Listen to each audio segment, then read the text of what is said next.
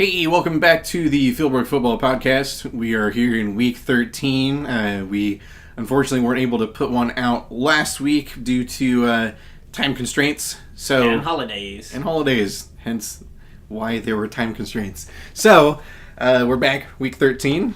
Joining me is Cameron Doofus McGoofus. As always. And I am Isaiah Philbrook. So, without further ado, Cameron, why don't you go over the games from last week? Let's get started with the Thanksgiving games. I hope everybody had a great turkey day. Mine was crazy chaotic, but my daughter turned a year old on Thanksgiving, which was awesome. So happy birthday to Addison again. Shout out to Addison. Oh, yeah. So the first game we had was the Vikings and the Lions. Vikings won 30-23. Vikings moved to 9-2, and the Lions are sitting at 6-5. Later, there was the shellacking by the Chargers on the Cowboys, 28-6. It's an understatement. Cowboys dropped to 5-6, and the Chargers move up to 5-6. And then after that, the last Thanksgiving game, the worst of the three, was the Giants at the Redskins. Yeah. Giants lost 10-20, so they slipped to 2-9, and the Redskins moved to 5-6. On Sunday, we had the Seahawks at the 49ers. Seahawks win 24-13, although it was like the ugliest 24 points I've ever seen in my life. At least the first half was terrible. Yeah. Seahawks moved to 7-4. Niners are down to 1-10. Bucks at the Falcons. Bucks scored 20 points. Falcons scored 34. Falcons win. They scored more points. Bucks go to 4-7. Falcons go to 7-4. Some legendary John Madden analysis right there. Oh, yeah. Browns at the Bengals. Browns managed to score 16 points. Bengals scored 30. The Browns still haven't won a game. They're 0-11, getting ready for that 0-16 parade. And the Bengals are at 5-6. Then we had Titan at the Colts. Titans win 20-16. Titans move to 7-4. Colts go down to 3-8. Bills at the Chiefs. Major upset. 16-10. Bills and Chiefs are both 6-5 now. Somehow. Dolphins at the Patriots. Dolphins lose 17-35. Dolphins are at 4-7. And the Pats are sitting at 9-2. Looking good. Yep. Panthers and Jets. Game that was surprisingly better than people probably thought it would be. Yeah. Panthers win 35-27. Panthers sitting at 8-3, and the Jets are at 4-7.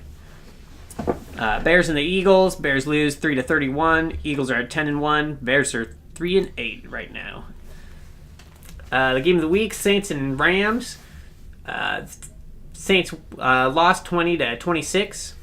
Both teams are sitting at 8-3 and fighting for a spot for the number 2 seed.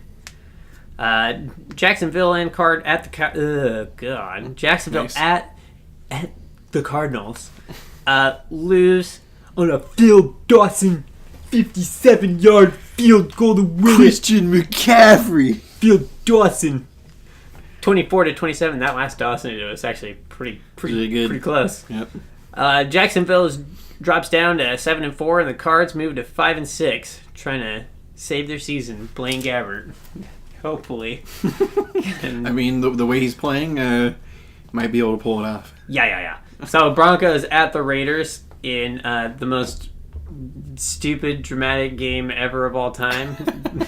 The Broncos lose 14-21. Broncos are sitting at 3-8, and the Raiders are at 5-6. Both Aqib Talib and Michael Crabtree got ejected from this game, got suspended for 2 games. Both appealed, and now they're only going to serve 1 game suspension. So, I honestly feel like Crabtree shouldn't have even been suspended in the first place because Aqib Talib is just an asshole, dude. Yeah, I mean, dude, Crabtree taped the chain to his chest because he didn't. I mean, you should have just not worn it, but you still can't, as a football guy, you can't. Gotta be a man. You can't let those guys get to you. So yeah, I think if he hadn't been throwing actual punches at him, probably wouldn't have been suspended. But I get it. I mean, they were like legit like destroying each other, which was pretty entertaining to watch. I like first time I saw that, I was like, "Oh, they're really going for it!" Like, oh my god, definitely entertaining to watch. Kind of stupid, but yeah, it was kind of stupid. Like, but I honestly really can't blame Crabtree. I would have done the same thing. I would have been like, "Dude, really, you're gonna be an asshole like that?" It's definitely like that moment too, where adrenaline's going nuts. Like, I don't really blame him, but. And I don't think it's outrageous for them to just both be suspended. Like, take a week off. Like, totally understand it. Anyways, I think I said it already, but the Broncos are at 3-8, and the Raiders are at 5-6. Packers at the Steelers, and what was actually an also surprisingly good game. Yeah, it was one of the best games of the week. Packers lose 28-31. Packers are at 5-6, and Steelers are at 9-2. And then the Monday night game was the Texans at the Ravens. The game. Yeah. If you want to call it that. 16-23. Ravens somehow pulled it out. I mean, I guess one team had to win. Yeah. But the Ravens are 6-5 now, and the Texans are at 4-7. And it's crazy that the Ravens are even in like contention for a wild card spot, because I mean, they're looking better, I guess, and their defense is just ridiculous. Their defense is fine. I mean, it has its weeks where it's absolutely terrible, but most weeks it's all right. But that offense is still garbage to watch. It's just check down galore nonsense. So definitely not a good 6-5 team. Definitely carried by their defense. I think they're a better 6-5 team than the Bills, though. Yeah, I mean, as far as just balance goes, Bills, I mean, I trust LaShawn McCoy more than literally any player on the Ravens team. Yeah, I hear it. Although, I mean, the only good defensive player left on the Bills is like Tre'Davious White. Yeah, that's like that's as best as their talent gets, and he's a rookie. I mean, he's good. Don't get me wrong. Yeah. So like, it's not too absurd to say that, but I mean, you kind of want more than just a corner, a rookie corner. Yeah, yeah. So, yeah, I'm liking the Ravens to probably sneak into the wild card spot for the AFC. Although the Chargers are coming up too. They've looked good in recent weeks, and they have a pretty decent, favorable schedule the rest of the year. So they are definitely in contention for like. They really could run the table the rest of the year and just go 10-6. I don't see it happening, but it's possible. It's suddenly the division is right in front of them, right, for the taking. Chiefs have slid their last 5 games, and the Raiders have been up and down, and the Broncos are straight ass, my dude. So I mean, the Chargers are coming up, and if they can just not implode, then they'll be in contention. It'd be really nice to see the Chargers and Titans both in the playoffs. That'd be cool to see. That'd be great. I love both those teams. Yeah, so exactly. It's great. Yeah, the Chargers defense has been just playing lights out recently. They've had a couple of really good matchups recently, which helps inflate their perception, or at least people's perception on them. But I mean, they're still chugging along, man. They're doing really good. I'm excited to see how the Chargers finish out this year. Hopefully they can finish strong and sneak into the wild card spot. That'd be awesome. I'd love to see that. Yeah, it'd be fun to see just some different teams for once. It would just be fun to see. That's for sure. Yeah, but I guess the biggest storyline right now is more dramatic than anything. Really has nothing to do with the season as far as any impact, but the New York Giants benching Eli Manning in favor of Geno Smith and Davis Webb, that killer 2-headed dragon there. Yeah. I mean,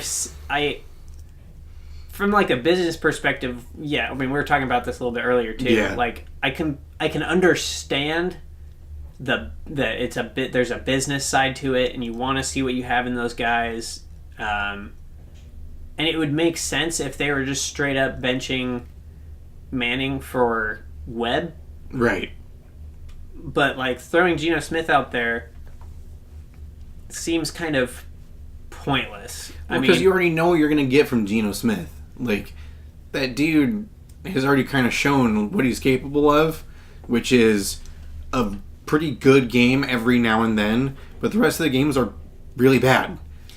Yeah, and I mean, the Jets, it's hard because the Jets teams that he was on were all garbage. Yeah, I mean, they were not good by any means. They were definitely rebuilding at the time. So, like, it's hard to necessarily, like, just write him off completely. But, I mean, the Giants aren't in a better spot offensively right now than the Jets were before. Probably even worse at this point. Like, Geno Smith, that if he had started the year with Odell Beckham, Brandon Marshall, Sterling Shepard, Paul Perkins, like, or Darkwa, or whoever the hell they have running the ball every week. Yeah. If he had started the year with all of them, like, that would give us a good gauge of what he's capable of, at least compared to, like, what Eli's been doing. Right. But, I mean, he's going to go back out there and he's throwing to nobody again. And Davis Webb is going to have the same thing. Yeah, it's a very poor judgment of what you have in a guy when you're throwing to, like, third, fourth string wide receivers. It's just, they're like practice squad guys. And you're going to say, okay, now I want to see what I have in this Davis Webb guy when he throws to nobodies. Like, he's just going to be, like, chucking it to Evan Ingram all day because that's the only talented person they have a receiver. He's going to drop half the targets he gets. So. Yeah, well, yeah. He's had some bad drops, dude. Yeah, well, he's a rookie, so. Yeah, that's true, but he'll get better at still, some bad drops. But yeah, I mean, Ingram is definitely their best pass catcher right now. Only because Sterling Shepard isn't, like, healthy. He's not 100% yet. So. Yeah.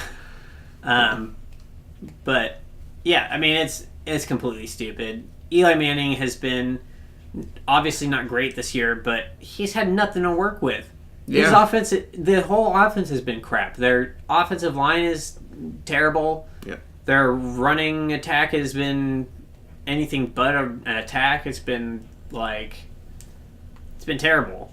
And then their pass game, like we've been saying, he's had guys like Roger Lewis and Tavares King to throw to. Like, none of these guys you're gonna even hear about unless, you know, your top three receivers are out. Right. So, I mean, given everything that's happened, I think Eli has played all right compared to, like, some of the other quarterbacks in this league who are in way better situations. I mean, Blake Bortles. Yeah, Blake Bortles, exactly. Yeah. I mean, he's not throwing it. He doesn't really have anybody to throw to either. I mean, Marquise Lee is definitely probably better than anybody on the... Him and D.D. Westbrook are much better than Roger Lewis and Tavares King. Sure, but Westbrook hasn't even played this year. He did. He just played last week. Yeah, I mean, up until this last week. Well, it's because the Jaguars don't understand what to do and they have talent, so... he was on IR all year. That too. So there's that. But I don't take it back, though. Jaguars still don't understand what to do when they have talent. I think they know now what to do because they're doing fine now. On defense. Yeah. But so offense it sounds like still awful. Yeah, man, what was up with that? Like, Leonard Fournette was, like, doing really well, and it seems like he's been struggling. Well, he got hurt and then came back and just hasn't found his rhythm again because they can just stack the box against him and force Blake Bortles to beat him, which he can't. So yeah, they just have to hope that their defense, like they do most weeks, gets a touchdown for him or two. So yeah, it helps when you have, like, one of the best defenses ever fielded, or at least in the modern era. Yeah, it's really good. But yeah, I mean, as far as Eli goes, it's nonsense. I mean, I don't understand why you would pull him for the last, like, 4 games of the season. Just, like, give him these last couple of games, and then if you really don't want him around anymore, then, like, trade him. Just let him go somewhere where he's going to play, because there's a lot of teams out there that would love to have Eli Manning. And if I was, like, managing a team and trying to build a team, I personally wouldn't really, like, love to have him, because I don't think he's, like, a crazy good quarterback. Right. But there's teams that they have a good roster, like the Broncos, that just need a quarterback to get them over the hump.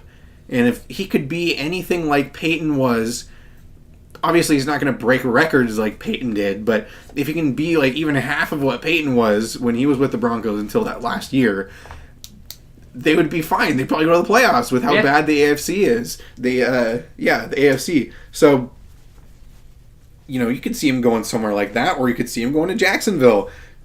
Teach Blake Bortles a couple things. Well, Bortles wouldn't be on the team if they signed Manning. Well, because they'd be paying him too much. Maybe. But the Jags are an interesting landing spot for him, because right now Tom Coughlin's in the front office. Right. Obviously, they know each other. They know Coughlin knows what he's capable of. So that'll be something to keep an eye on as we continue just the quarterback situation for that. It seems like the Giants are just trying to look towards next year, which makes sense. I mean, they're 2-9 right now. Obviously, no hope for anything. Yeah. This late season for those teams, those basement dweller teams, are mostly to evaluate the talent that you have and get reps for players that you want to progress more and just give them some playing time. Yeah, I mean, Broncos did the same thing last week with Paxton Lynch, and I mean, they got the answer they were looking for, which is that he's crap. Yeah. Because he was what? He had 5 completions for 12 yards. He had 41 yards and an interception. And then for the longest time, he had 12 yards, I remember. And then Simeon came in and looked 100 times better. Right. Well, because Simeon's the best quarterback on that team. I know, they just don't want to commit to him. Yeah, they just don't want to the Broncos just are in this groove of he was picked in the 7th round, so we don't trust him, and even though he puts everything out on the line for our team, and he's not some Tom Brady quarterback, but when your other options are Paxton Lynch and Brock Osweiler, why would you bench Simeon? Osweiler wasn't terrible when he was playing, but he wasn't great. No. And I would take Simeon all day over him. I don't get it. Yeah, Simeon, I think, has the potential to be maybe if they would just commit to him, give him an offensive line, he could be a top 20 quarterback. Oh, yeah, and easily. I think he needs an offensive line and any sort of running game, and he'd be fine. Yeah, but realistically, I think that it's not them that's the problem. I think Vance Joseph is the problem. He's definitely a big part of it. He is. I don't think he's kind of like one of those Todd Haley kind of guys who are great coordinators, but you do not want them as your head coach. Absolutely. Terrible head coach. And honestly, Hugh Jackson's also in that category. He's no question about that. He's been terrible for the Browns. I don't know why they haven't. I mean, there's not... Okay... Everyone's been terrible for the Browns for the last 40 years. Yeah, but they have actual talent on their roster this year. Oh, yeah. They should be at least winning more than just one game. And for this proclaimed QB guru, Kaiser should probably be better than he is right now. If you're going to be this QB guru, oh my God, I was looking at a list of quarterbacks that he's worked with. His only success story is Andy Dalton that year that he was good. Mm-hmm. And he's worked with some really crap quarterbacks other than that. Yeah. And I don't know where he gets this quarterback whisperer crap, but yeah, Hugh Jackson's just garbo. I hope they fire him, and because they're gonna bring in a new shiny quarterback. They're gonna want to implement a new system, and they're just gonna say, Hugh Jackson, see you later, man. Thanks for helping us start building our defense, but literally you've done nothing. You've won us one game. Yeah. That team, I know that the talent isn't great, and they would still be a bottom 4 team even with a better coach. Right. But they should have at least 2 wins. They should be having. And there's been some games where they've been really close, and it came down to just a couple of plays, a couple of mistakes. And I really, truly believe a lot of that has to do with play calling. And you have to, when you're a head coach, you have to adapt to the players that you have. You cannot make these players something that they aren't. Mm-hmm. And DeShone Kizer is not Aaron Rodgers. He is not Russell Wilson. He has some mobility and he has some talent, but he's a rookie and he's really raw. That was his biggest thing coming out of college was that he was going to need to go to a team where he could sit and develop for at least a year, because that was, I mean, even his head coach at Notre Dame, Brian Kelly, said this guy isn't ready to be in the NFL. He should come back another year to go to school. And everybody was like, so disrespectful. He just threw his player under the bus. No, he just fucking told the truth. Yeah. He just told everybody what was going to happen. And here it is. Oh, Hugh Jackson and his inability to coach talent, and you're seeing it on the field. Exactly.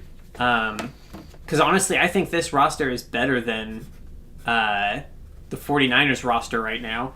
And the Niners have a win and have been competitive. Yep. And especially now with Jimmy Garoppolo. Yeah, I mean, their prospects are looking good for the rest of the year. Yeah, I could see him getting another win, maybe two. Who knows? I haven't looked at their schedule or anything. I haven't either. But, I think another win isn't entirely out of the realm of possibility. But, yeah, I mean, it seems like the Niners are getting their quarterback situation under control, and the Browns are still, I guess they're going to try to roll with Kizer the rest of the year. Right. But, I mean, that's just like a bad situation to have. I mean, and then you look over at the Vikings, who have a weird predicament, because Case Keenum has been playing awesome, but their quarterback they drafted to be, the franchise quarterback in Teddy Bridgewater is also coming back from his gruesome injury. Mm-hmm. And this is, I think, the last year of his contract. So they're going to they need to figure out whether they want to either extend Keenum or extend Bridgewater. And then they also have Bradford, who he's probably going to retire. I mean, with his knee injuries. It's just, I don't know how you try to keep going after all of that. Yeah, I think he's probably going to retire from the NFL at the end of this year. If not, he'll probably go to some team, probably play for a few games, get injured, and then be like, okay, I'm done. But either way, they still have to figure out what they want to do with Keenum or Bridgewater. And we've seen quarterbacks hit their stride towards the, once they get around 28, 29, 30, even, we've seen quarterbacks hit their stride and really come on strong. I mean, the biggest example I can think of, or at least the most popular, is Rich Gannon back in the 90s. I mean, he was like a journeyman dude, kind of just like Case Keenum, kind of being backups for teams here and there, and then he gets all of a sudden he's in his 30s and wins an MVP. I'm not saying Case Keenum is going to win an MVP, but you never know. He was awesome in college, and maybe it's just taken him some more time to maybe it's just taken him some more time to get acclimated to the NFL. I mean, the coaches he's had is he had Bill O'Brien while he was in Houston with the Texans for a little bit, and his system is notoriously complex. And Jeff Fisher is apparently just a quarterback killer. Yeah. I mean, look at Jared Goff last year compared to this year. Yeah. And Jeff Fisher is just a terrible coach. So yeah. And Keenum when he was with the Rams compared to now. And even Bradford. Yeah. I mean, that guy, to me, is like one of the biggest what-ifs of NFL, or at least recent NFL history. Yeah.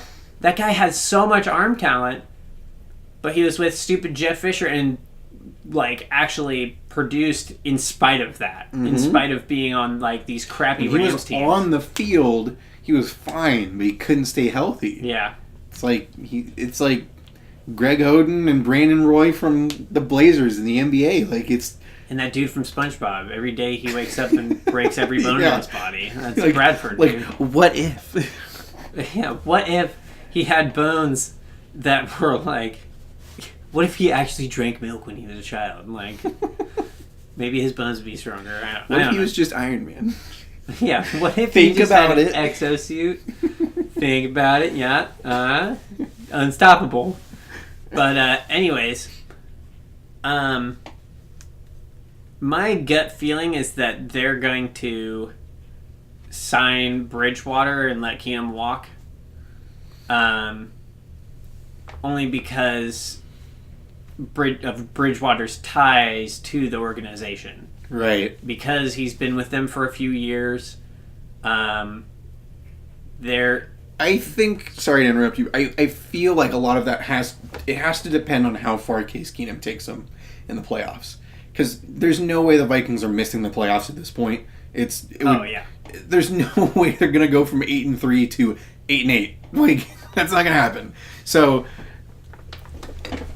I feel like it seriously just depends on if Case Keenum, if they lose first round exit, then I could see them saying, okay, we're just going to sign Bridgewater, let Keenum walk. We appreciate, what you did for us, taking us, had a fun season, but just going to roll with Bridgewater, Dalvin Cook, call it good. But if Keenum takes them to, the championship game, somehow to the Super Bowl, see, if they somehow win the Super Bowl with Case Keenum, there's no way they're just going to let him walk. I think they would be forced to, because he would command too big of a contract. I mean, look at Joe Flacco. I mean, yes, he was with the team for longer, so of course they were more willing to extend him when he went on his crazy Super Bowl run. But if Keenum is able to take that Vikings team to a Super Bowl, he's going to demand a lot of money. He's going to get a Brock Osweiler contract, 4 years for $72 million, or something similar to what Glennon got this last year with the Bears. I mean, if Glennon was able to get, what was it, $10 mil a year or $12 mil a year, whatever, Bradford is going to be able to get that, no problem. Keenum has shown more this season than Glennon ever showed in his career. Yeah. And the Bears were still willing to give him some ridiculous contract, even though they planned on drafting Drew Biscuit. It's so stupid. The Bears were so dumb. Yeah, but, Bears are very smart. But yeah, I think, but they're in a bad but good spot, because they're gonna keep rolling with Keenum. And I hope that they give him the benefit of the doubt. I hope they don't just pull him after one bad game. Right. He's had so many good games this year. Unless he somehow just Absolutely. forgets how to play football, I mean, you got to keep starting him. He's earned it to this Absolutely. point. You can't...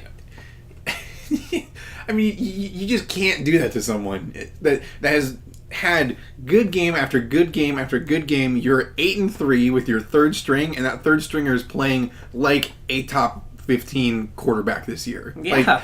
You can't pull him after one game. The Tyrod situation with the Bills is a little different, because Tyrod fluctuates from top 10 to top 30. 5. Yeah. It's he'll kind of fluctuate a little bit. He'll just kind of stay kind of mediocre-y average for most of the time, and sometimes have a really good game. So that's a little bit different. Yeah, because sometimes Tyrod is a liability. Right. And Keenum hasn't been a liability at all this year. He's been awesome. Yeah, he has been great. And so that's why I have that point of it depends on where he takes them. Yeah. Because if he'll still get a good... No matter where he goes at this point, he's going to get a decent contract. He has saved his career in the NFL because of this season. Mm-hmm. Now, I don't know where he would really go from there. I don't know what team would kind of go after him. The first couple teams I can think of right off the top of my head are the Jags or the Cardinals. Both of those teams I think would be interested, because I think the Cardinals are probably going to draft a quarterback, and but hopefully they don't have. But I think they would do something similar to what the Bears are doing. Hopefully not as dumb, or hopefully they take a more pressing need in the first round and then maybe second round draft a quarterback for your future. While you have a guy like quarterback might be the pressing need for them at this point. You don't want to waste David Johnson's years. You want to get someone like now. Yeah, but what I'm saying is they can sign Keenum to a 3-year contract at 11, 12 mil a year, which wouldn't be bad, and they can have him as their stopgap guy, and he'd be a great stopgap guy. He's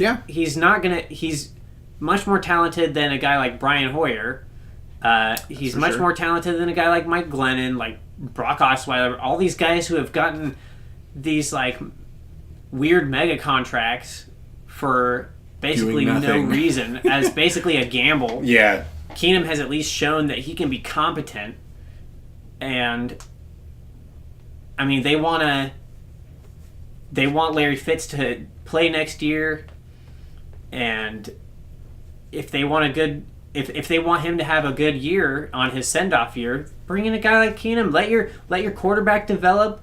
You'll have Keenum in front of him to show him show him the ropes. Larry Fitz is the epitome of a professional. He can help develop that young quarterback as well, give him a lot of helpful knowledge and experience. I mean, that would be the Cardinals. I think that would be the team that makes the most sense to bring Keenum in personally. But yeah, I mean, if he does go to the Super Bowl, and even if they just make it to the Super Bowl with Keenum and he doesn't crap his pants in the Super Bowl, as long as he does that, I mean, the Vikings will probably end up re-signing him. They would at least franchise tag him, just. But it's hard. See if he can do it another year, But it's hard because they also, if they want to retain Bridgewater, they need to sign him to a contract, and they have to beat out other teams who are going to want to take a chance on him. They're going to want to see what... I mean, he's not going to get a top contract like he would have if he had not gotten injured and played through all of these years and continued his development. Right. But teams are so desperate for quarterbacks. I mean, Mike Glennon and Osweiler are just the perfect example of how needy teams are at quarterback. Right. I don't know if Bridgewater right now, I don't know what kind of value he has just because of the ridiculous injury that he had. I mean, that was brutal. People were saying that he probably wouldn't even play football again. So I don't know what kind of value he would have right now and if he'll still be as good. Because when he played, he was pretty good, but he wasn't this god of a quarterback, He still had a lot of developing to do. So as far as right now goes for the Vikings, you definitely can't just throw him in there and expect him to carry your team. I think they need, if they're going to let Keenum walk in the offseason, you have to have a backup plan. Because if Bridgewater does not pan out or gets hurt again, you are not just going to find another Case Keenum third-string guy that's just going to carry your team. That's not how it works. Yeah, and their championship window is open right now. Mm-hmm. They have a top defense and a good offense. I mean, killer receivers. At least two. Their top two are killer. Yeah, they have great receivers. Next year, hopefully if Dalvin Cook can stay healthy and their offensive line plays as well as they're playing this year, I mean, they have a great offense to go along with it. And I think that's why they can afford to let Keenum go if they decide to do that, because Bridgewater played in a system that was built for Adrian Peterson. Right. Whereas this offense now is built to help a quarterback succeed. I mean, that's why they traded for Sam Bradford last year in the first place, was because they knew that all they needed was, or at least they thought last year, that all they needed was good quarterback play, and the defense will do the rest. And that's what's happening this year. They just need good quarterback play. Everything else will work itself out. But yeah, and I mean, their offense is much better off this year and will be better off next year as well, especially with how crazy Thielen has been playing. That guy is just blowing everybody's mind. I mean, he's a top 5 receiver right now. Yeah. No question. This year, for sure. Yeah. This year, for sure, he's playing like a top 5 receiver. We need to see... if he can sustain it, obviously. Obviously, if he can sustain it. And he needs to... The only thing I can really... from watching him play that he needs to get better at is beating press coverage. He struggles in press coverage because while he's a great athlete, he's not a big, strong dude like Dez who's going to, bust through the... He's not a freak of nature, Yeah, he's... If he was, he wouldn't have been recruited by, Minnesota State or whatever. He would have...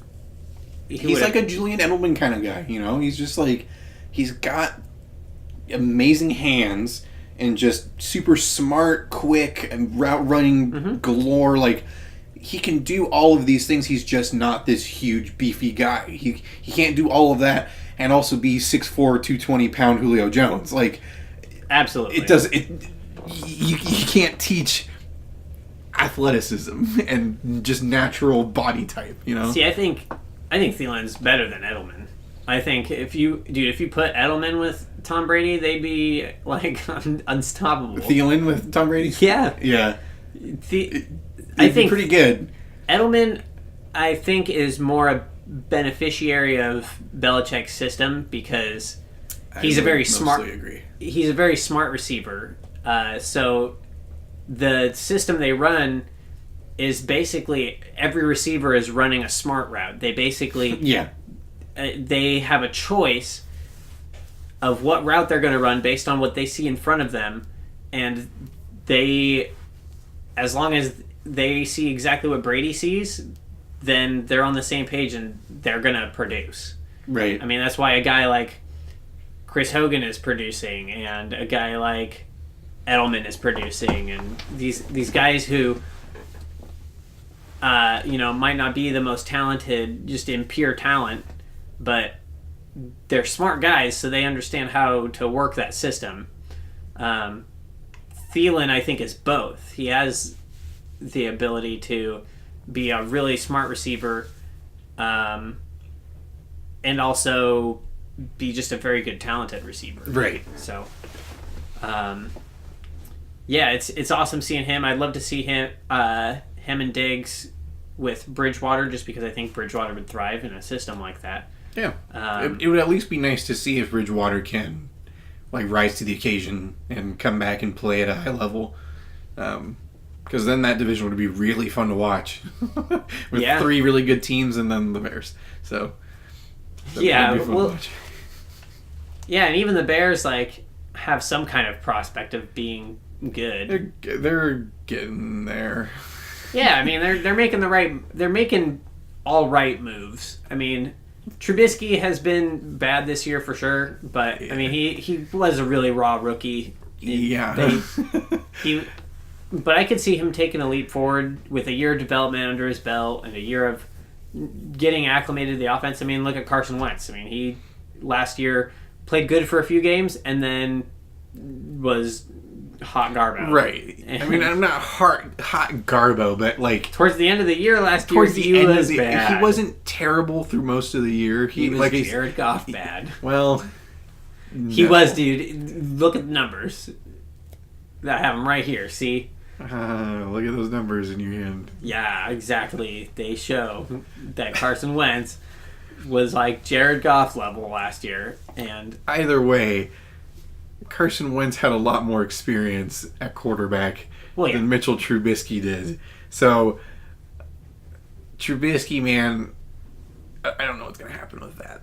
He's just going to be the next Tannehill. It's quite possible, but yeah, as far as this Bridgewater thing goes, right now, if there's Viking fans out there, of the 3 people that watch, if there is a Vikings fan, do not expect to see Bridgewater this season unless Keenum just gets injured. Because at this point, he's not going to get pulled unless he just does a Nathan Peterman and throws 5 picks in the first half. Like, that's kind of what it would take right now.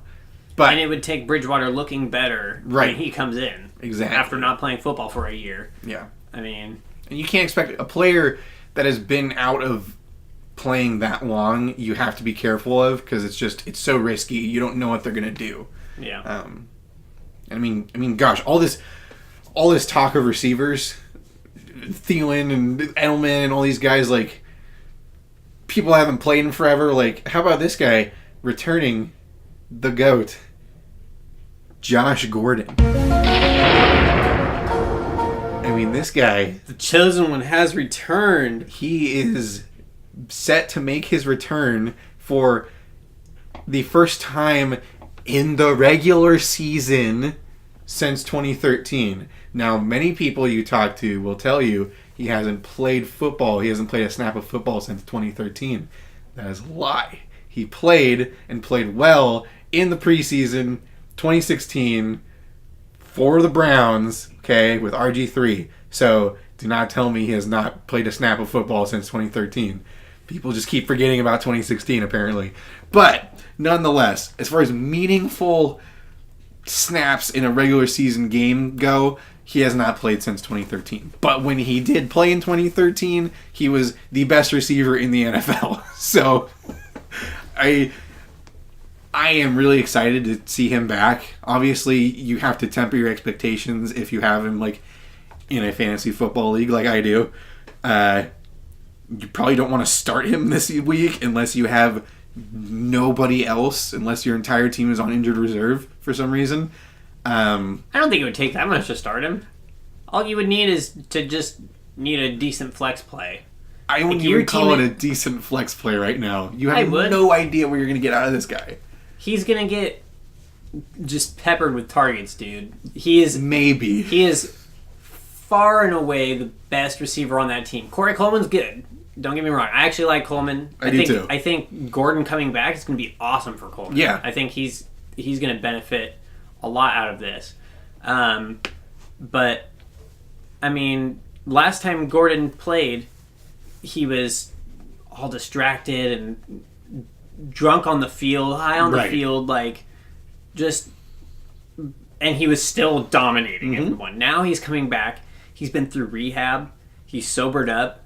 He knows this is his last chance to really do anything in this league. And he's still in his prime. He's 26. Like, yeah, he's still young, athletic. Like, his body can take it. Like, and with his head in the right place now, because everything he has been saying, he's just this completely different person now. Well, yeah, he's been laying it out there, man. He's being like totally honest, and that's why you know that he's for real. Yep.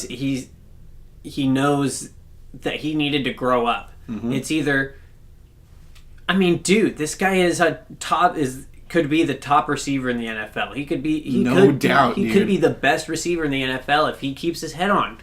And he can make millions and millions of dollars, and dude, retire when you're 35 and do all the drugs you want because you had millions of dollars. Like, who cares? Yeah. You can afford to do that stuff. Right now, dude, earn your money. Get set up to retire later in life, and then have fun. Party all you want. Smoke all the weed you want. It doesn't matter. I mean, I wouldn't, like, condone it, but, like... I would if you're that rich. You can afford to do whatever the hell you want. Party. I don't condone, like bad, like, drug use like he was doing. Like, well, yeah. That's just terrible for you, but, I mean, like... In the idea of, like, just earn it now, like, yeah, just, like, go out there and do it, because he has the talent, and we see what Antonio Brown and Julio Jones are doing right now. I mean, Julio just went off for 253 yards last weekend, and Antonio Brown's had 2 straight weeks of just absolute dominance, but neither of them, or any other receiver in NFL history, ever had 2 games in a row of over 200 yards. Okay? Only Josh Gordon has that to his name. So, as great as these guys are, Josh Gordon can be just as good. Like, yeah, and he had Brian Hoyer thrown to him. With Brian and Antonio, Hoyer. He didn't have Hall of Famer Ben Roethlisberger. He didn't have... We'll see what happens with his Hall of Fame stuff, Matt Ryan. Like, he had Brian Hoyer, dude. Like, I think he had, like, Jason Campbell for a game, too. Yeah. Like, who even is that? Like, honestly, like... he was drafted by the Redskins. Yeah, and he had a single good year, and therefore was signed, and then did nothing. Yeah, I think he would have been all right if he had more of a chance. But the Redskins have always just been kind of a crabby organization. But anyways, either way, we're talking about... I am personally excited to see him back. If the Browns game is airing in Washington for some reason, I will watch it because I want to see Josh Gordon play. I thought you meant like in DC. No. I was like, no, they're playing the Chargers. Yeah, if it's airing in our area for some reason, I will definitely watch it. Because that's the team last year that the Browns beat to get their only win of the season. So this is a big deal. The Chargers are not going to let that happen again. Oh, God, no. Not with Keenan Allen on the field now. Not with Keenan Allen playing well and Rivers actually playing well, too. Right. Well, speaking of that, let's move on to our predictions for this week and get those going. So, first game is the Thursday night game for tomorrow night, the Redskins and Cowboys, both at 5 and 6. I'm definitely going to go with the Redskins in this one. I am going to bet against the Cowboys until they get Ezekiel Elliott back.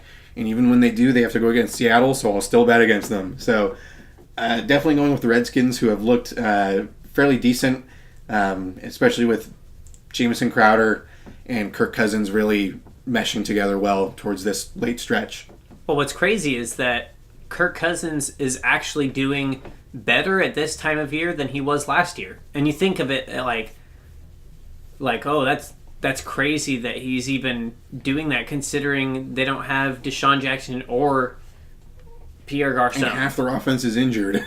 and they just lost Chris Thompson for the year, and Jordan Reed's out. Jordan Reed has been in and out of the... Terrell Pryor's out. Yeah, I mean, at first I thought maybe, okay, like last year, Cousins, maybe he was a product of the fact that, he's got really talented receivers. But this year he's proving, no, he's just a damn good quarterback. Yeah. And he deserves all the money he gets when he goes anywhere. Mm-hmm. Picking the Redskins over the Cowboys, it's going to be another shellacking. I'm really excited to see Josh Norman versus Des Bryant in this one, because Norman's going to destroy him. Oh, yeah. Norman is sustaining his level of play. Des Bryant has slumped drastically. So that's going to be a good matchup. Des Bryant also has freaking Dak Prescott throwing the ball right now. Yeah, so well, that doesn't help. It's not going to magically get better tomorrow. True. All right, next game is... Oh, yeah, I forgot about this one. The Vikings versus Falcons. Oh, my gosh. That is going to be such an awesome game. Wow, I'm surprised. The ESPN app says that they have Atlanta by 3. Yeah. That's kind of crazy to me. Well, Atlanta's been on a roll, man. Yeah, but the Vikings have also been on a season-long roll. Right. I don't personally agree with putting Atlanta over Minnesota here. I mean, as someone that does like Atlanta and follows them, obviously I'm going to root for them in this game. But it's not a good matchup. But it's really not. I mean, you have Xavier Rhodes, who this whole roads are closed Roads thing. closed. Closed, because he's so good. And he's going to be on Julio pretty much the entire game. And he actually matches up with Julio pretty well. Which is surprising, because not many people at all ever match up with Julio Jones well. So yeah, the only other guy I can think of is Sherman. And Patrick Peterson, but I mean, he's torched Peterson for 189 a couple years ago. And he has beaten Sherman many times as well. It's just that it helps having the rest of the defense good too. I mean, Julio's going to get his this game for sure. He ain't going to get 250. He ain't going to drop even a 200 burger. But I mean, he's going to get his yard. He's going to get his targets. If Sarkisian knows what he's doing. Yeah, I mean, if he can sustain what he's been doing, obviously he's going to have to face a little bit better of a defense this week against the Vikings. And I mean, they're really good. and it's going to be if Xavier Rhodes cannot shut down Julio by himself, they're not going to be afraid to double team him because they're not afraid of the other people that the Falcons have. So well, yeah, and Trey Waynes has been a good number 2 corner for them this year. I think he isn't really going to. I don't think Sanu is going to give him fits or anything. Right. So it's because Sanu is not the type of number 2. It's not Demaryius Thomas, Emmanuel Sanders. It's Julio Jones and there's Mohamed Sanu. Yeah, Sanu is going to have a couple games a year where he does really well because the defense is just entirely focused on Julio. Right. So I'm going to pick the Vikings because I like their team all around better than the Falcons. If the Falcons show up defensively, they could take this game, but it's just hard to bet against the Vikings right now. Even as someone who likes the Falcons, it's really hard to bet against the Vikings. They're 9-2. They've been on a roll, and I don't. It'll be a good game. It's going to be a good game. I just don't see Atlanta really being able to pull it off. Yeah. So I will also go with the Vikings in this one. So the next game, I guess we can talk about it. The Patriots and the Bills. I think we're easily both taking the Patriots by 21 in this one. I just with how anemic that offense is for the Bills, there's no way they are going to be able to keep up with the Patriots unless their defense just shows up like crazy in this game. But yeah, no, that's very unlikely. Definitely taking the Patriots. I don't know if I'd take them by 20, but their defense has been playing well, so I could see them winning by like 10, maybe 14, couple of touchdowns. But Bills, outside of the Chargers game, have done a pretty good job of limiting getting blown out. Right. Obviously, they've been competitive. They're sitting at 6-5 right now. But yeah, Patriots, you can't root against. You can't bet, logically root against them. Logically bet against them with any team. You could root against them like crazy. Short of like, short of like the Eagles right now, or even the Vikings right now. Like those are teams that could contend with them. But other than that, yeah, definitely taking Patriots. Yeah. How about the Niners and Bears? Who are you having in this one? I'm actually definitely taking the Niners with Jimmy Garoppolo at quarterback. Definitely taking the Niners. I think, if I'm being honest, I think it'll be a good game. At least from, I mean, both teams are not good, obviously, but the 49ers have just bad enough of a defense that Chicago should be able to score somewhat consistently. And Jimmy Garoppolo is a good enough quarterback to be able to score against the Chicago Bears, especially with the couple of weapons he has in Marquise Goodwin, and he has a great running back in Carlos Hyde. He has some pieces around him that should allow him to have a fairly decent game. So I'm going to take the Niners in this one just because I trust Garoppolo more than I do Trubisky right now. But Jordan Howard is kind of the make it or break it for the Bears in this game. Yeah, him and Cohen for sure. I mean, the Bears have been relying on their running game all year, and the games that they can't get the running game going, obviously they're losing those games. Right. Really, the fact that the Bears were even able to beat the Steelers is kind of like insane to me, looking at it now. I don't know how they did it. Well, the Steelers really were not great early in the season. Roethlisberger was like unfocused, and he was just like really sporadic, and since that game actually he's been like, I need to wake the F up. And more, I think, since the Jacksonville game. Like, that game kind of woke him up a little bit, but he was still kind of like, after that game he's like, I don't know if I have it anymore. But he, then he got a win after that and was like, maybe I still got it. And then Jacksonville destroyed him, and he was like, okay, let me get focused, Antonio probably just like, look, dude, I'll get even more open. And if I'm not open, just throw it to me anyways, I'll make you look good. Yeah. And that's pretty much what's happened since then. But anyways, the Bears should be able to move the ball pretty effectively against a very suspect 49ers team. Right. I'm actually, because of their run game, I think they're going to be able to control the clock pretty well and score frequently enough to edge out the Niners just by a little bit. I'm going to take the Bears on this one, just because I like the Bears offense until I see more of Garoppolo, because obviously he got that garbage time touchdown, and it was an impressive touchdown, but it's 2 snaps, but he was really good for the Patriots when he did play for them. 2.5 games he played. Yes, he was good for those 2.5 games. He was he wasn't like Brock Osweiler for the Broncos. He was all right. No, dude, Garoppolo was legit for those 2.5 games. Yeah. Unfortunately, all Garoppolo has is Marquise Goodwin, who shouldn't be a number 1 wide receiver for any team. No. Or even a number 2 wide receiver for any team. And barely a number wide receiver 3 for any team. Yeah. So I don't know if I can trust the Niners offense completely yet. Either way, it doesn't really matter because neither of these teams are going to the playoffs. So yeah, but I'm going to take the Bears on this one. All right. I think they're going to be able to control the clock a little bit better and keep the game rhythm where they want it. All right, next game, another kind of whatever game. Buccaneers and the Packers. Packers, they do technically still have their season to play for.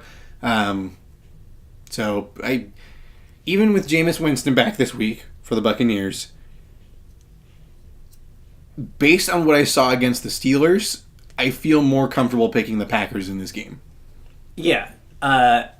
Brett Hundley in 1 week took a huge step in his development, which was to step up into the pocket rather than rolling out to his left or rolling out to his right. Yep. He really, it's like he finally watched tape on Aaron Rodgers and was like, oh, okay, if I step up into the pocket, I instantly have another second to look at at least a whole nother 1 second to look at the field and see what's going on.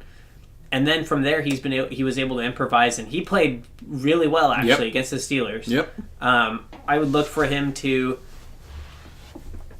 play at least to that level against the Buccaneers. And I think that's going to be enough for the Packers to win. Even in games that Jameis was in this year, he hasn't been that great. Just wasn't great. So, yeah. And then we're both going with the Packers here.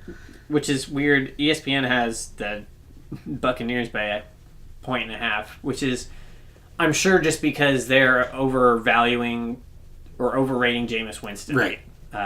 You got to see any sort of decency from Winston before you can pick them to win, because they were bad in the beginning of the year, and I don't see them being better now.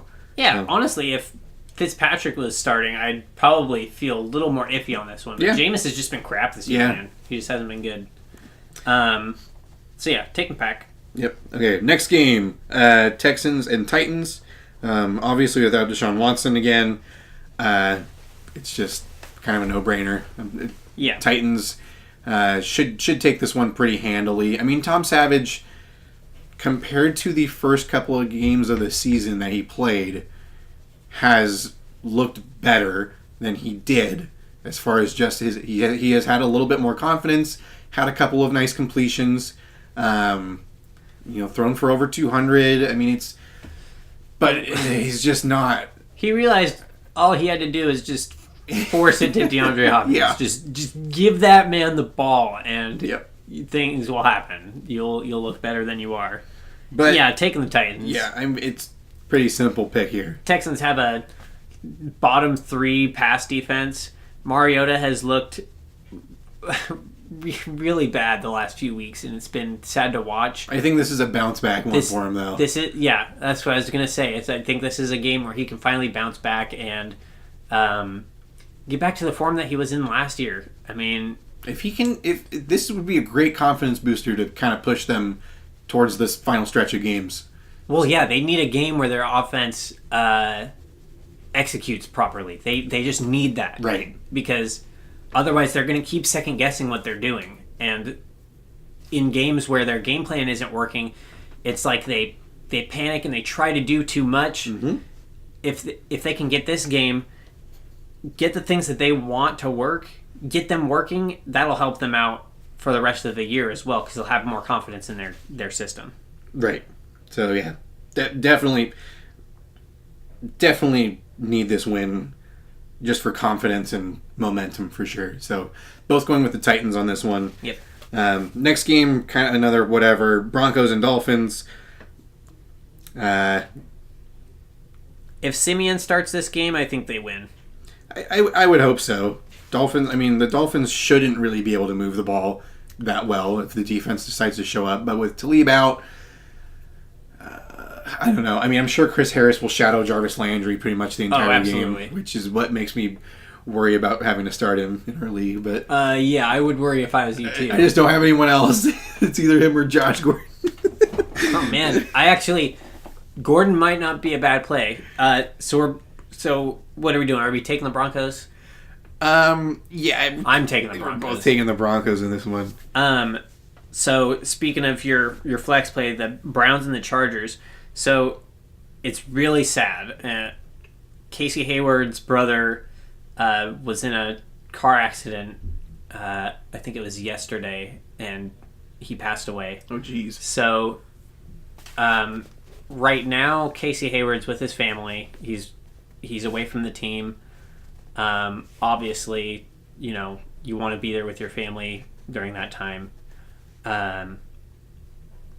So, they're saying that he might play Sunday anyways.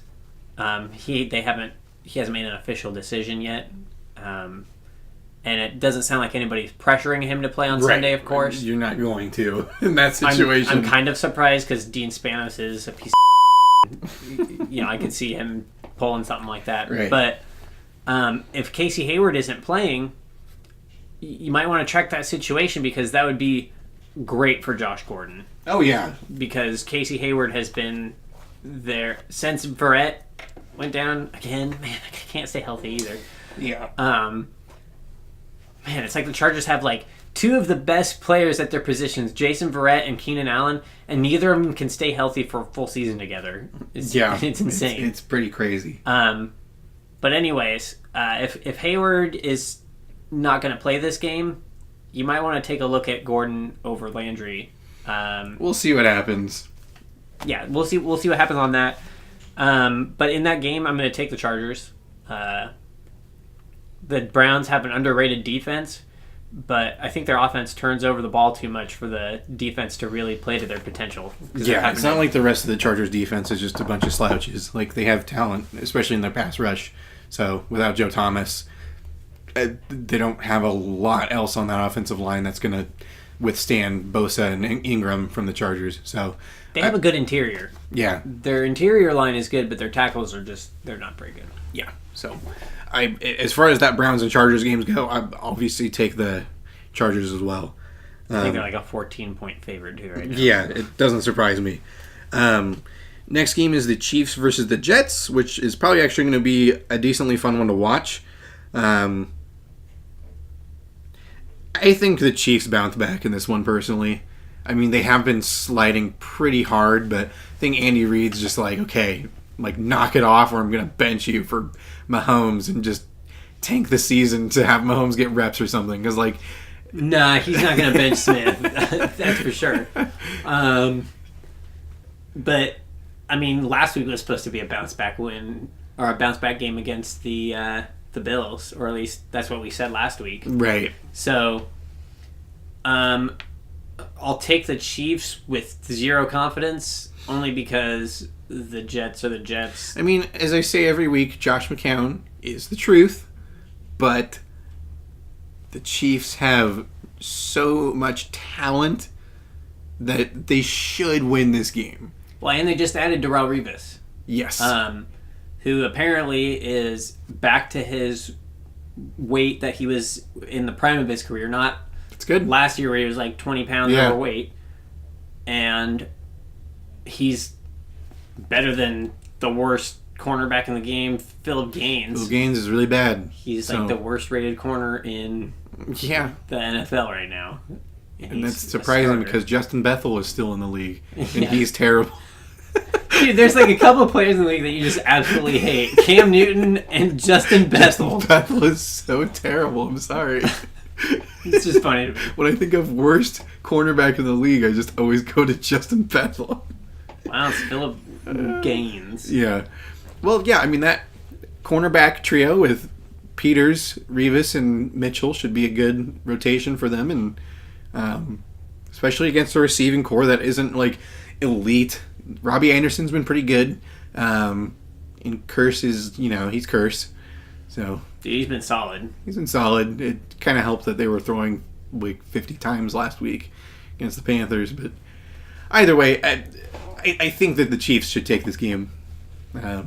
I honestly would not be surprised to see them lose. On paper, the Chiefs should win, but seeing how they played the last 5 games, I can't really trust them. Right. Well, either way, the next game up, Colts and Jaguars. This is a very easy one.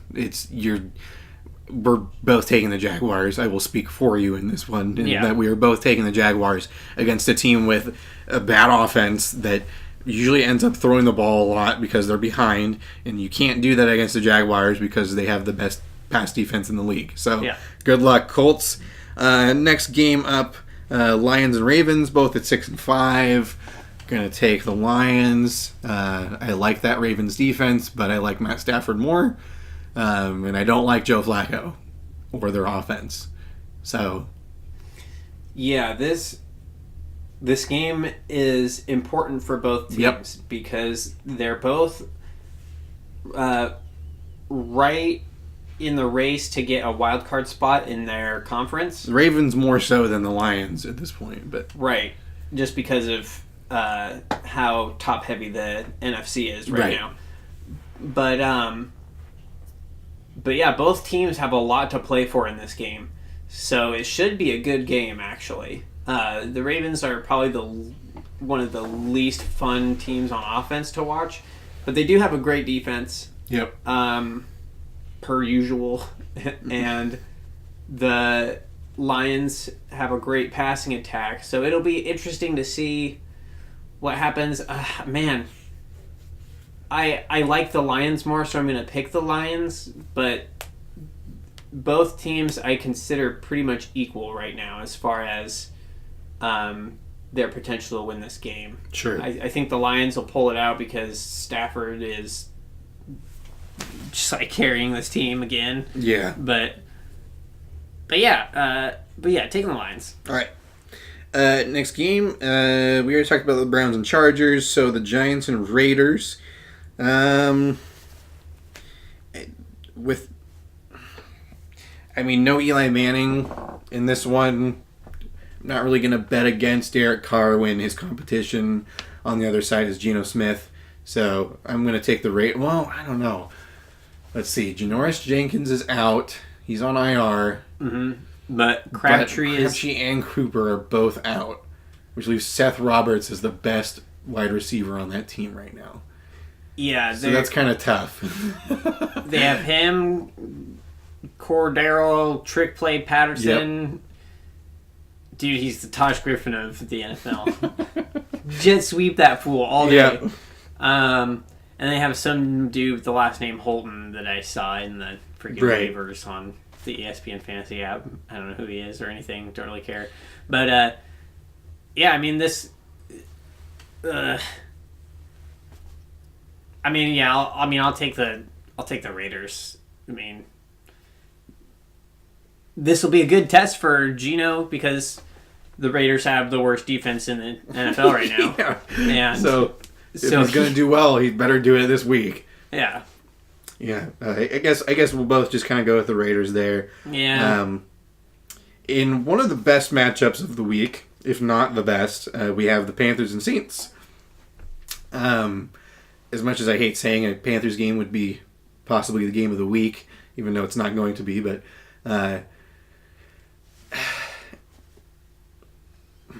the Saints, I want to say the Saints are going to win this game. And I think that they are going to win this game. But Carolina has been showing up and winning their games, and that's why they're 8-3. both have had fairly easy schedules. The Saints just lost to the toughest team they've played all year. So I'm going to say the Saints win this game. But because of the fact that the Panthers have also been playing well on defense, just like the Saints have been, I mean, it really could go both ways. Yeah, this is a really important game in their division too, because Atlanta is trying to sneak up and make a push for the end of the year. I like the Saints better. I think it's gonna. This team, this game is gonna come down to a couple of things. For the Panthers, Funchess absolutely needs to play for them to have a shot at winning this game, because behind him, there is nothing at wide receiver. Absolutely nothing. And especially if McCaffrey misses this game too, that leaves them with a lot of nothing. On offense, yeah. They would have really nothing to go on there. So Funchess needs to play for them to have a chance at this. On the other side, the Saints, we need to watch the situation with Marshawn Lattimore. Obviously, he's been their best pass defender all year, one of the best in the whole NFL. Right. So if he plays, or they're really going to need him to play because of how good Funchess has looked the past couple weeks, since they traded away Kelvin Benjamin. So it's really going to come down to that. They need Funchess to play, and the Saints need Marshawn Lattimore to play. If both players play, I would still probably give the edge to the Saints, just because their offense has a lot of different options they can go to. Right. Whereas the Panthers don't have that luxury. They either run their offense through their ground game, and the only passing attack they have is to just give Funchess a bunch of targets. Right. And then their other trick play guys... Especially with Greg Olsen getting injured again. Really don't have much there. Exactly. If they had Olsen and Funchess, I think it would be a little harder to decide who was going to win this game. But assuming everybody who is questionable to play does play, I would give the edge to the Saints, just because the offense has just been amazing. Because Drew Brees is better than Cam Newton. Well, and Alvin Kamara and Mark Ingram are better than Jonathan Stewart and Christian McCaffrey. Yeah, that's for sure. So, and Michael Thomas is better than Devin Funchess, and the second string... Curtis Samuel or whatever the other guy is. And the second string for basically the Saints are better, at least in talent-wise, in every way. But the Panthers find a way half the time. So. They have a little of that Seahawks BS magic that allows them to win games they have no business winning. Yeah. So, but I'm going to go with the Saints. I will too, as I do always bet against the Panthers. All right, next game, Rams versus Cardinals. I'm saying it now, this game is going to be closer than people are going to give it credit for. The Cardinals are 5-6, even though people think they are just trash nasty. They are 5-6. They're not a complete trash team. Yeah. Okay. Blaine Gabbert, as I have said, should have been starting over Drew Stanton. I had no idea why they were starting him, Drew Stanton, over Blaine Gabbert, because Blaine Gabbert has been playing well for them in both Carson Palmer's and now Drew Stanton's absence. Gabbert's been okay, but the more important part of this game is the fact that the Rams have a bad rushing defense. And even with the Cardinals having a pretty bad offensive line, the Rams are more known for pass rushing than they are run stopping. And assuming Adrian Peterson plays in this game, because he does have like a neck thing going on right now, assuming that he plays, and that's what this prediction is based on, I can see the Cardinals at least making it close. I'm not going to say that they're going to win, because I believe way more in the Rams right now, being 8-3. Obviously the better team all around.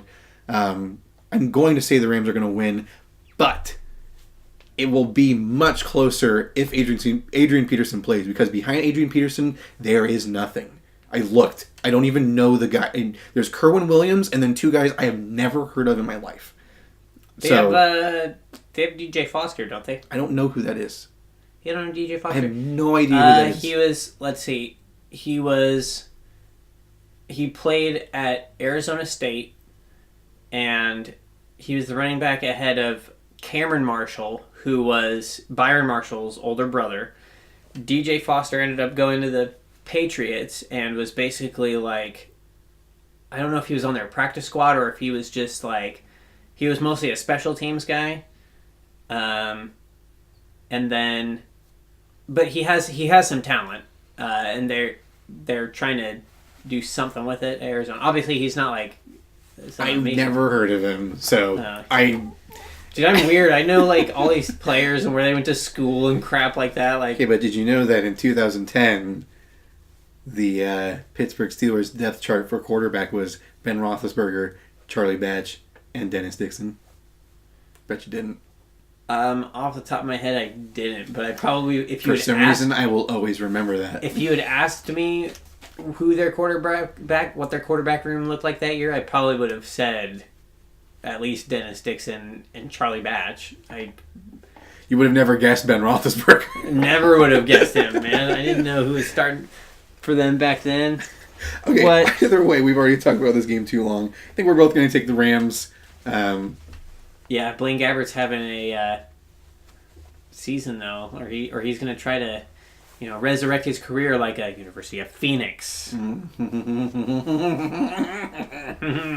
So meaningless and a waste of money. Anyways, the real game of the week here, true game of the week: Eagles and Seahawks on Sunday Night Football. I don't think. I know they flexed this game to be later, so people would watch it because it's an intriguing matchup. But as a Seahawks fan, I am not looking forward to this game. The Eagles have rolled over everyone they've played. Yes. Short of the red-hot Kansas City Chiefs. However, I will say this. Carson Wentz, while he has been great this year, a superb player, over the last handful of games has not been as good as he was the first handful of games. And touchdown-wise, he has been, but yardage-wise, he hasn't. They've been relying more on the running game lately. It's been a lot of LeGarrette Blount and Jay Ajayi. So, and this Corey Clement guy that keeps vulturing touchdowns from them. Yeah, he just gets all the touchdowns. Yeah, but either way, it's been a lot more of the running game. And Carson Wentz, there's a couple games where Wentz finished with I think there was one he finished with 3 touchdowns and less than 300 yards because they just went out on this lead. But yeah, that's not going to happen against the Seahawks because they don't make that many turnover mistakes like these other teams do. So it's not going to be Chicago, okay? They destroyed Chicago this last week because it's Chicago, okay? Well, yeah. Seattle, any game where Russell Wilson is playing in it, you have a chance of losing because it's Russell Wilson. It's going to be an awesome matchup watching two MVP candidates going at it. But man, what Russell Wilson is doing right now is so unsustainable. You can't have one player responsible for 85%. Aaron Rodgers has been doing it his entire career, so... Yeah, but he's Aaron freaking Rodgers. Yeah, and this is Russell freaking Wilson, dude. Okay, yeah, Russell Wilson, man, he is great, and there's no way I'd rather have any quarterback, but...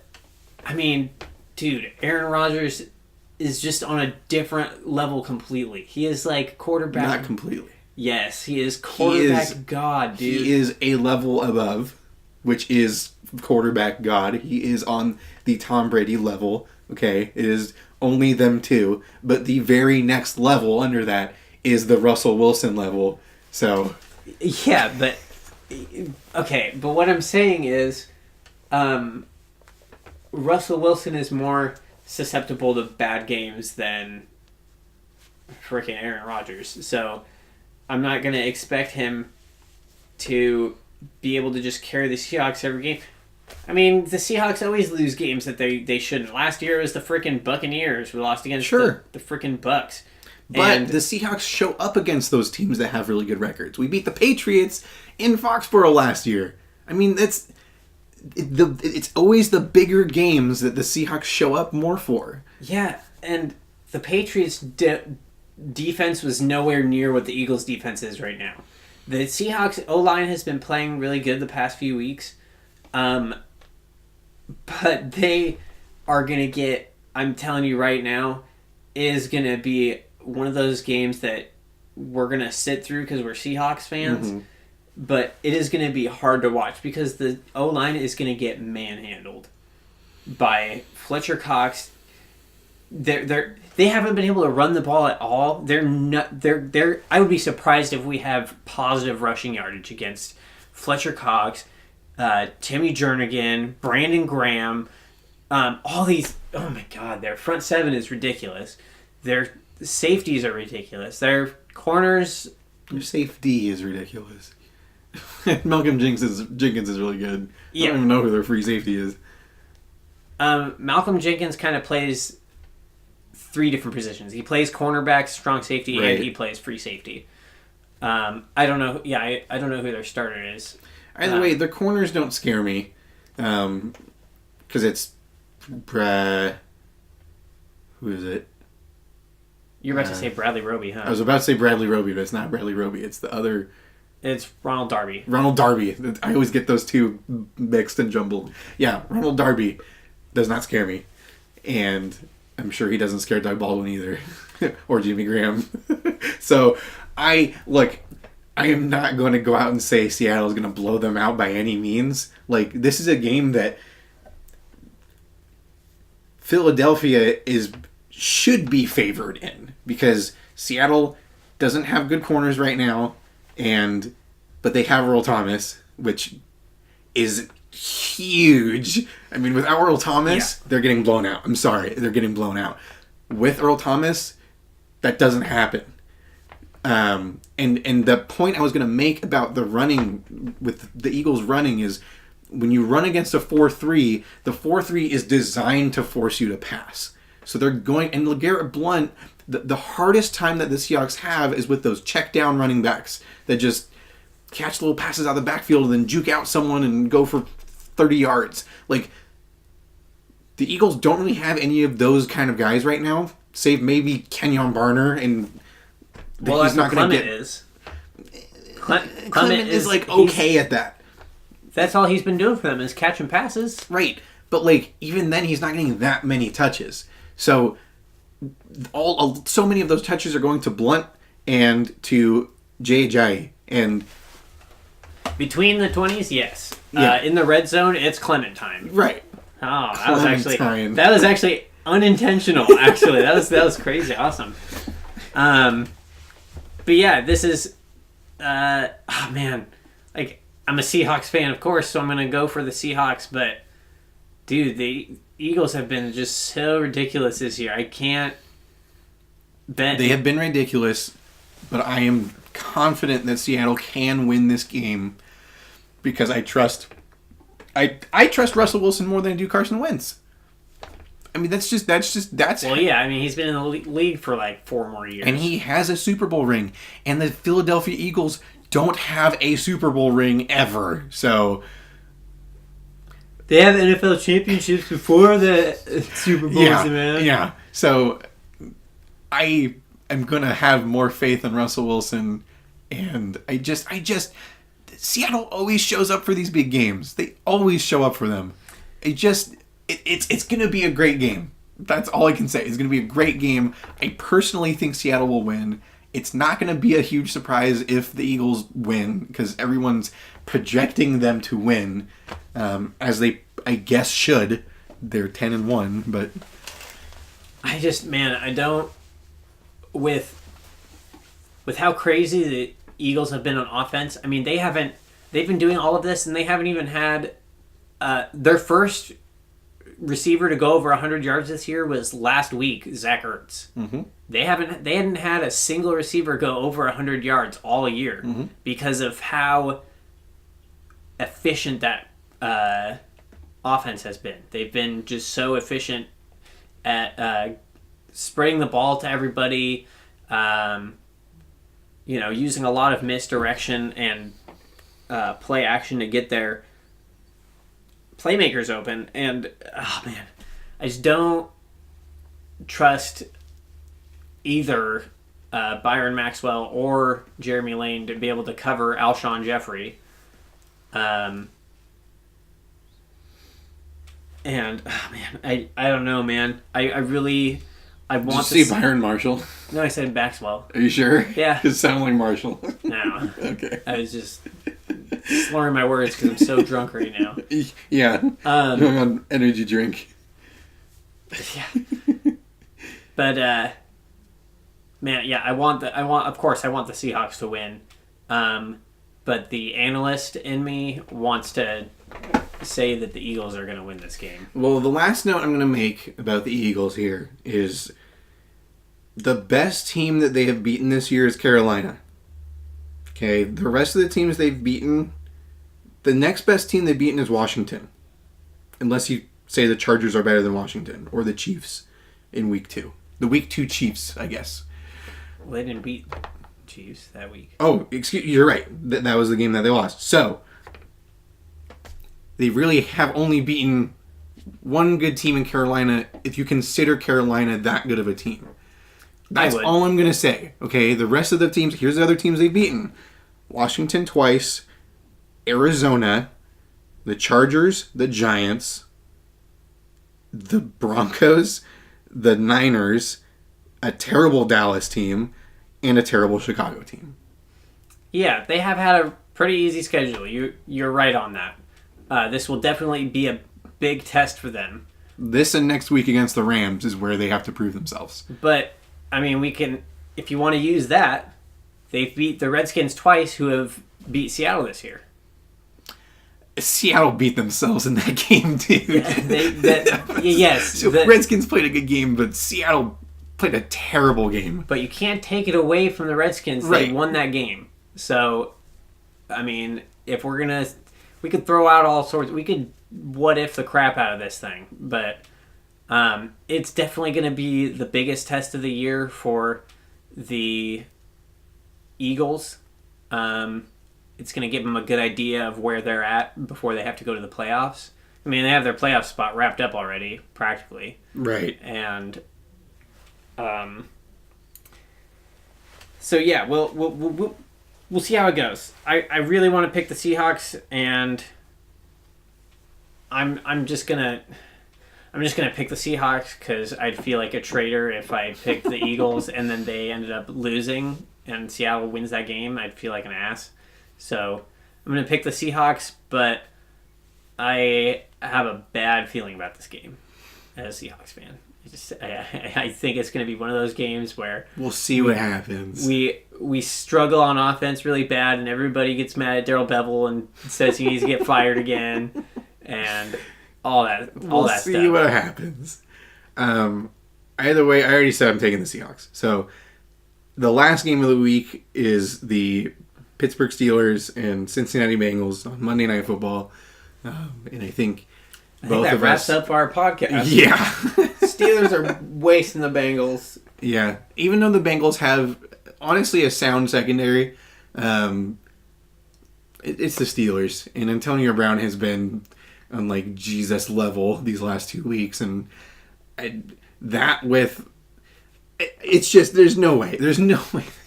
Unless AJ Green can go nuts and Andy Dalton decides to have the game of his career, like... It's just, there's no way the Bengals are really that huge of a threat. Dude, it's driving me nuts. The Steelers' defense is only projected 6 points.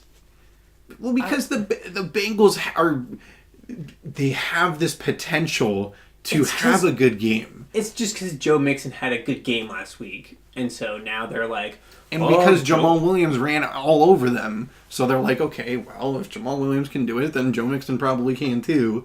But it's the Bengals, dude. And it's the freaking Steelers we're talking about here. They're not going to let that happen again. Yeah. I mean, they shut them down when they played the Bengals earlier this year. So Steelers should win this game pretty handily. They shut down DeMarco Murray, Marcus Mariota, and Derrick Henry. And all three of those guys are more talented than freaking Joe Mixon. Albeit less of any sort of pass catchers, but yes, they... Yeah. I mean, yeah. As far as like pure running back talent goes, yeah, they're much better. So I'm excited for DeMarco Murray to retire because I want to see what Henry can do with a full workload.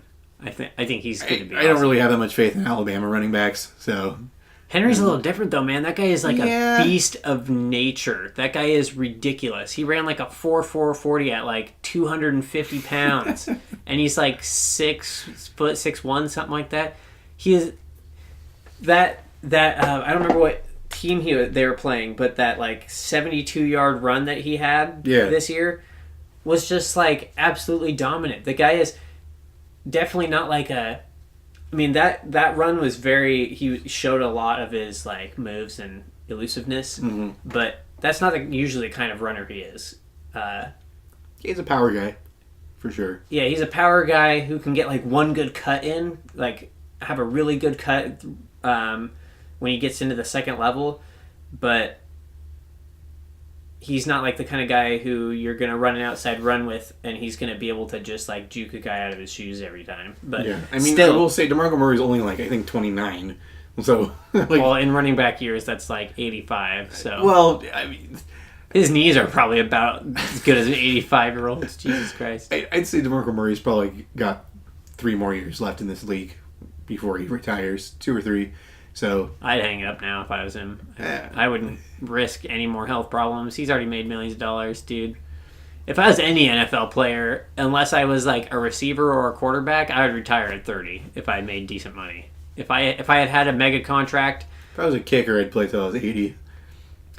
Yeah, I mean, if I was a kicker, I'd definitely be playing longer. But I mean, like, any position outside of quarterback and a position like wide receiver or a kicker or a long snapper, I guess, like, I'd be retiring by the time I was 30. Hall of Fame long snappers.